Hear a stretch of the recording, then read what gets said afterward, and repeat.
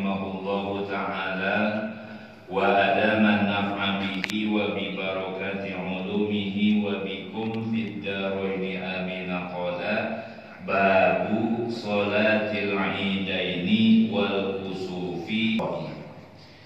Bab matahari dan gerhana bulan. Wal istisqai juga menjelaskan tentang sholat istisqa, sholat minta hujan. Karena apa? Ya karena kemarau panjang. Ini kita diatur sama ajaran Islam, ajaran agama kita. Segala sesuatu yang kita hadapi itu ada solusinya, ada tuntunan ajarannya. Kullu wahidin min hadhihi salasati, setiap dari salah satu yang tiga ini, maksudnya sholat id, sholat kusuf dan sholat istisqa, sunnatun muakkadatun, hukumnya adalah sunnah muakkadah. Sunnah muakkadah ini sholat yang memang hukumnya sangat ditekankan, dianjurkan. Kalau kita ninggalin tanpa ada uzur, itu makruh jadinya. Ini termasuk sholat 2 hari raya, sholat kusuf dan istisqa, itu di dalam mazhab kita hukumnya sunnah muakkadah. Likulli insanin, ini bagi setiap orang. Dia mau orang yang mukim, orang yang musafir, yang laki, yang perempuan. Nah ini ya termasuk secara berjamaah maupun sholatnya sendiri-sendiri termasuk ditekankan. Jadi nggak ada alasan kalau kita kagak ada uzur, ninggalin begitu aja. Nah, ini hukumnya jadi makruh, terutama terkait masalah sholat id. Ini nanti akan dibahas lebih awal. Tapi memang ini di dalam mazhab kita sunnah muakkadah. Tapi kalau di dalam mazhab Imam Abu Hanifah, mazhab Hanafi, itu namanya sholat id, baik sholat Idul Fitri dan Idul Adha, hukumnya fardu ain. Ini agak berat mazhab Imam Abu Hanifah. Nah, sedangkan kalau misalnya dalam mazhab Imam Ahmad bin Hambal, itu mazhab Hambali yang termuda gitu ya. Nah, ini hukumnya fardu kifayah. Fardu kifayah. Bahkan di dalam mazhab kita, itu dalam kalangan Syafi'iyah, ada satu kaul, satu pendapat yang menyatakan bahwa sholat id itu merupakan syiar. Artinya memang syiar agama kita. Jadi seluruh umat Islam yang memang gak ada uzur itu memang harus melaksanakannya. Bahkan kalau seandainya dia meninggalkan tuh kutilu, itu termasuk boleh untuk diperangi. Kalau seandainya dalam satu daerah kagak dilaksanain sholat id, kalau untuk kampung tuh misalnya kagak ngelaksanain sholat id tuh, ya satu dia termasuk karena ada yang mengatakan fardu kifayah, dosa semuanya. Bahkan juga itu termasuk boleh untuk diperangi. Kenapa? Karena ini merupakan syiar yang paling utama, yang paling bagus. Lin nisa'i, bagi kaum hawa, bagi orang perempuan.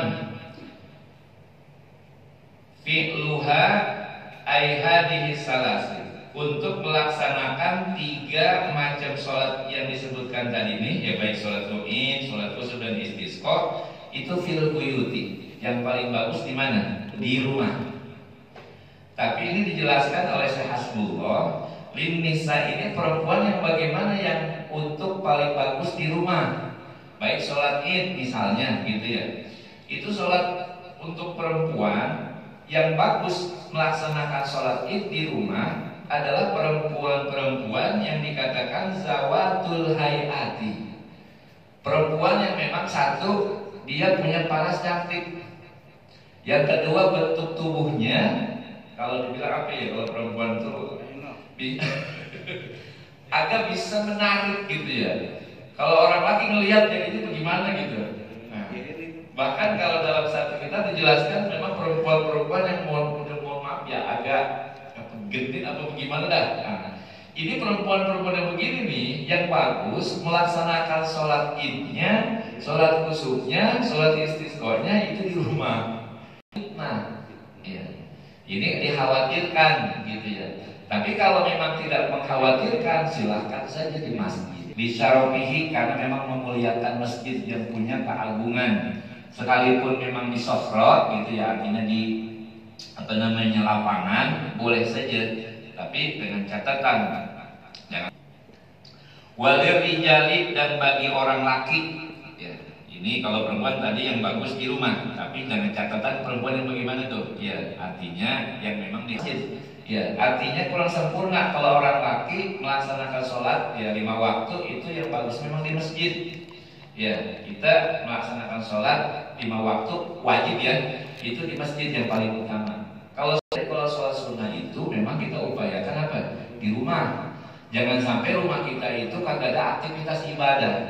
Ya. Makanya kata Nabi, zainu buyutakum bis-sholati wa tilawatil Qur'an. Hiasi rumahmu itu dengan apa? Sholat. Maksudnya sholat apa? Upayakan sholat-sholat sunnah. Ya, makanya Nabi kalau namanya sholat-sholat sunnah itu di rumah. Kalau pendapat lebih bagus dibandingkan di masjid. Ya. Kenapa? Li annaha arfaqu birraqibi wa ghairuhu hada, dan ini tujuannya apa? Arfaqu birraqib, memberikan kenyamanan bagi orang yang berkendaraan misalnya. Ya, kalau dengan lapangan dia lebih nyaman, itu diperbolehkan saja, tapi memang qaul yang muhtamad adalah melaksanakan sholat Id itu yang bagus adalah di masjid. Al-masjidun nasar, ya selama masjid ini bisa menampung banyak orang. Jadi kalau masjid sih insya Allah namanya rakaataini. Dan pelaksanaan sholat Id dari masing-masing baik Idul Adha maupun Idul Fitri ini rakaataini. Ya, sholat Id itu jumlah rakaatnya adalah 2 rakaat. Ya, baik Idul Fitri maupun Idul Adha. Biniyati sholatnya Idul Fitri awil Adha, harus meniatkan mentakinkan kata-kata Idul Fitri atau Idul Adha. Jadi kalau sholat Id ini karena dia merupakan sholat yang termasuk sholat sunnah muakkad, sholat sunnah yang memang memiliki waktu. Jadi harus ada ta'yinnya. Kalau seandainya kita niat aku sholat sunnah Id, nah itu udah cukup. Jadi harus ada ta'yin, dijelaskan idnya Id apa nih? Apa Idul Fitri, apa Idul Adha? Itu ta'yinnya harus menyebutkan itu tuh. Ya. Wa aqalluha, yang paling minimal sholat Id itu ya karotibi zuhri masalah. Jadi ini kita diajarin standar sholat Id minimal, ada yang pertengahan, ada yang maksimal. Paling gampang melaksanakan sholat Id itu adalah 2 rakaat. Minimalnya itu sama seperti kita melaksanakan sholat rawatib, sholat sunnah. Mau qobliyah mau ba'diyah kan 2 rakaat tuh. Itu sama, minimal begitu tuh. Kalau seandainya kita sholat sendiri. Cuma yang berbeda apa? Niatnya aja. Ya. Niatnya itu gampang dah, ya, dengan bahasa Arab boleh, bahasa Indonesia boleh, yang penting dihadirkan di dalam hati. Misalnya usolli sholat Idul Fitri sempurna, ya. Kalau yang sempurna ini ditambahin lagi tentunya dengan apa? Yukabbiru qoblal qiraati, bertakbir sebelum membaca Fatihah. Jadi bertakbir ini nanti jelasannya ya wa qabla ta'awuzi, sebelum ta'awuz, wa ba'dal iftitahi, dan setelah iftitah. Fil ula, pada rakaat pertama takbirnya sab'an takbiratin yakinan. Jadi takbirnya itu ada 7 ya pada rakaat pertama. Ghairu takbiratul ihrami, selain takbiratul ihram. Jadi kalau kita mau sempurna sholat Idul Fitri yang sudah kita laksanakan, itu ditambahin dengan takbir 7 kali. Ya, ini kita sebenarnya sudah melaksanainnya, cuma memang lebih terarah lagi. Ya. Yang sempurna pada rakaat pertama, sebelum kita baca Fatihah, sebelum kita baca ta'awuz, dan sesudah doa iftitah, takbirnya 7 kali. Jadi ini sebenarnya buat imam kalau seandainya kita sholat berjamaah, ya. Ini menjadi perhatian buat imam. Kedua, itu jumlahnya berapa? Khamsan, 5. yakinan, secara yakin. Seandainya kita takbir nih, ya pada rakaat pertama kita bingung, ya lupa ini udah takbir yang keberapa ya. Kadang-kadang kan kita lupa ngitung tuh, ya. Misalnya lupa, maka solusinya dalam ilmu fikih ambil bilangan yang sedikit. Ini minat takbir, jadi memang harus dipisah takbir pertama, kedua dengan bacaan apa? Dengan bacaan tasbih, subhanallah walhamdulillah wala ilaha illallah wallahu akbar. Itu setiap takbir sunnahnya baca tuh untuk memisahkan dari takbir pertama, takbir kedua, ketiga, terusnya sampai ketujuh. Dan ini juga perlu diingatkan ya, untuk imam itu upayakan dia baca doa iftitah dulu ya. Bahkan memang dia baca Allahu akbar kabira, kalau misalnya memang perlu lagi baca tambahin Allahumma ba'id baini. Itu dibaca, biar dipanjangin. Kenapa? Kadang-kadang jamaahnya juga belum pada siap. Ya, belum sih gelar sejadah, yang pakai koran di luar. Itu makanya dipanjangin baca doa iftitahnya. Ya, biar apa? Takutnya ntar kagak keburu. Imam lagi cepat dari takbirnya, kesianan makmumnya untuk mendapatkan kesunahan takbir. Jadi ketika imam yang memimpin sholat id itu iftitahnya boleh dipanjangin. Untuk apa? Memberikan kesiapan bagi makmum biar bisa ngikutin. Kemudian kita lanjutkan. Wa yajibu ta'yinu idul fitri min idil adha fi niyatis sholat. Dan ini wajib ya, menentukan ya daripada niat idul fitri daripada idul adha fi niyatis sholat. Tidak niat sholat tadi tuh. Jadi kalau niat sholat idul fitri kita sebutin tuh, aku niat sholat idul fitri, aku niat sholat idul adha, ya 2 rakaat sunnah mengikuti imam karena Allah Ta'ala. Itu begitu paling kagak ya. Bitamizi bainahuma, untuk membedakan di antara keduanya.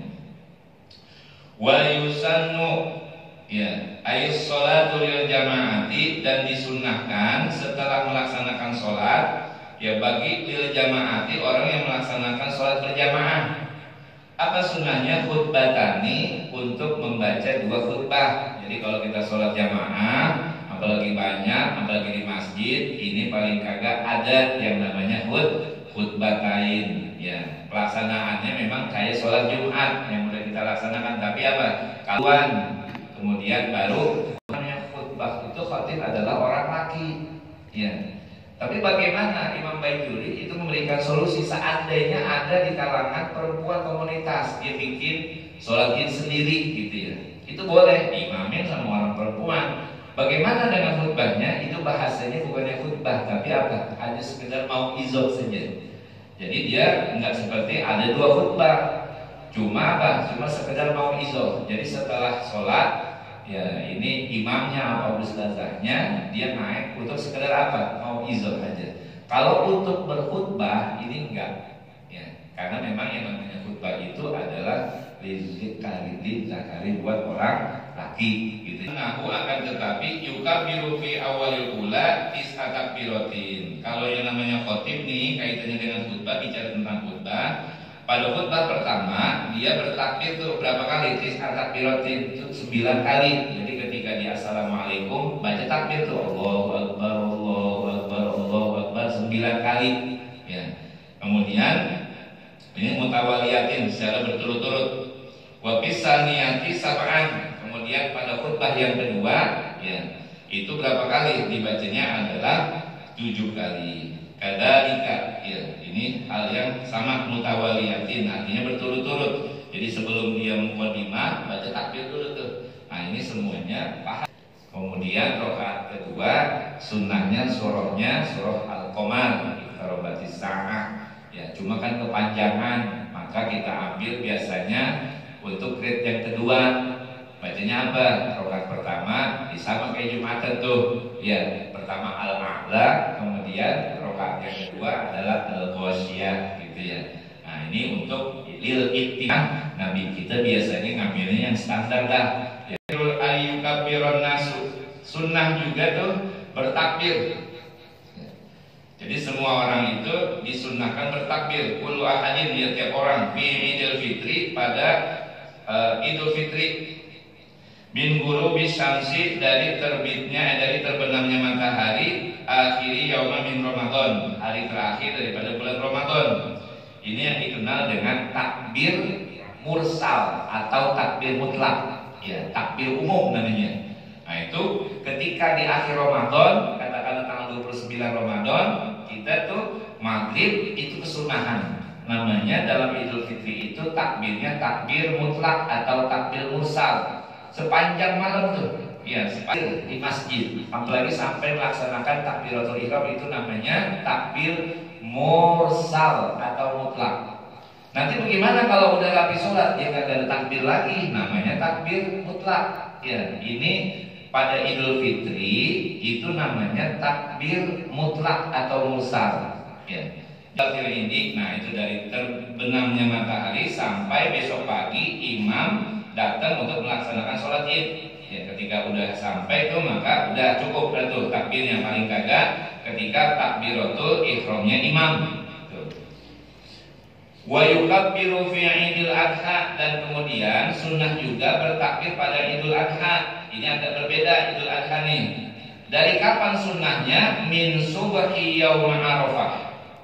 Jadi kalau Idul Adha kita mulainya itu adalah pada tanggal 9, yakni disebut dengan hari Arafah. Ya, hari Arafah biasanya kita puasa tuh. Ya, hari Arafah. Ini dimulai dari waktu subuh. Ya, subuh hari Arafah, habis sholat subuh kita takbir tuh. Sebelum kita wirid, ya, sebelum kita wirid takbir dulu. Ya, Allahu Akbar, Allahu Akbar. Itu kalau Idul Adha, ya, itu namanya nanti disebut juga dengan takbir muqayyad. Takbir yang memang terikat dengan waktu-waktu sholat. Ya, takbir lagi. Kemudian maghrib, nah maghribnya itu nanti dihitung namanya takbir mutlak. Jadi kalau dalam Idul Fitri itu cuma ada namanya takbir mursal atau takbir mutlak, hanya pada Idul Fitri, nggak ada takbir muqayyad. Tapi kalau Idul Adha ada dua. Satu namanya takbir mutlak dari kapan? Dari malam takbiran tuh. Iya, malam takbiran sampai pagi. Yang kedua juga ada yang namanya Idul Adha itu takbir muqayyad. Jadi kalau Idul Adha ada dua, ada takbir muqayyad yang setiap sholat, dan kedua adalah takbir mutlak atau mursal. Ya, ini di malam ke-10.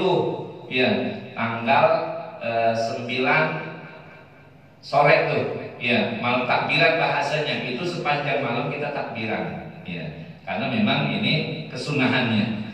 Ya, sampai kapan tuh? Ilal ghurubi akhir yaumit tasrik. Jadi kalau takbir muqayyad yang terkait dengan sholat 5 waktu itu sampai waktu maghrib di akhir hari tasrik yang ke-13. Ya.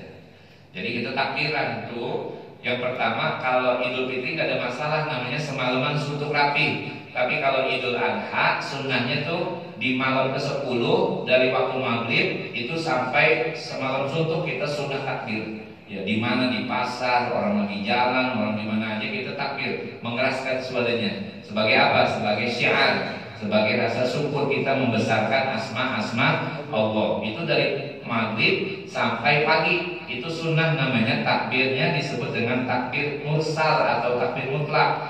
Nanti setelah itu habis sholat id, ya, kita tetap ada kesunahan buat takbir lagi. Kenapa? Karena ini namanya takbir muqayyad. Ya, bahkan juga habis seandainya ada sholat jenazah, ya habis itu sholat takbir juga. Ya, namanya apa? Takbir muqayyad. Jadi setelah mau sholat jenazah, fardu kifayah atau sholat 5 waktu tuh, ya itu setiap sholat takbir. Ya, sholat takbir. Habis Jumatan, masih hari tasrik, takbir sampai tanggal 13 Zulhijjah ba'da asar. Ya, itu selesai. Maghribnya tanggal 13 udah kagak takbir lagi gitu. Nah, ini merupakan kesunahan, ya, kesunahan yang memang ditekankan bagi orang-orang, ya, untuk mensiarkan agama Allah Subhanahu wa ta'ala. Wa ammal hujjaju, adapun orang yang melaksanakan ibadah haji, fayukabbiruna fil adha. Nah, kalau orang yang melaksanakan ibadah haji di sana di Makkahul Mukarramah, mereka takbirnya hanya pada hari nahar saja sudah melaksanakan tahallul min ihramihim, daripada ihram mereka. Jadi kalau mereka tanggal 9 ya mereka wukuf, dan wukuf ini juga mereka nggak puasa. Kalau kita di hari tanggal 9 itu